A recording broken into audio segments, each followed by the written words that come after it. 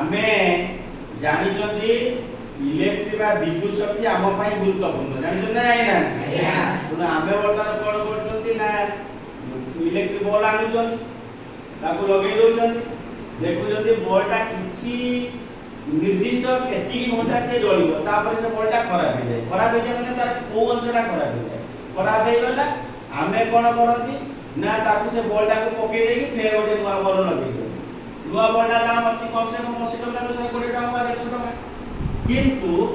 आमे कोन करिबा मात्र 15 रु 20 टका खर्च करिकी आमे सेही बॉलटा को पुणी सजा दे परिबा जेतिकी समय जेतिकी घंटा से डोळिथिला पुणी सेतिकी घंटा डोळिबो मन रहला ना मन रहला सेति भाई आजिरा हमर एई एनर्जी क्लब बा एनर्जी क्लब रो नीलक सरकारी उच्च विद्यालय नीलकरे आमे गोटे विद्युत बल्ब को सजाइबा पई गोटे वर्कशॉप करिबा आमे जानिबा आमे निजे आम घरे बल्ब खराब हेले केमिति ताको सजाइ पारिबा हला तो ये हला गोटे इलेक्ट्रिक बल्ब मने करे इलेक्ट्रिक बल्ब ता कोन हेछि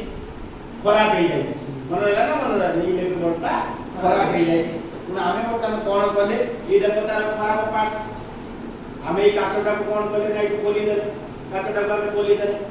ये देखिबा देखो हमर जो एलईडी जो हमर जो बल्ब अछि ये 1 2 3 4 4 8 10 टा लागि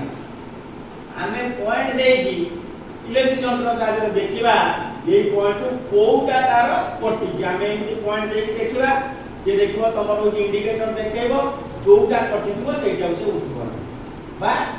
जळिबो नै तो आमे जानिले जे एई बल्बटा कटि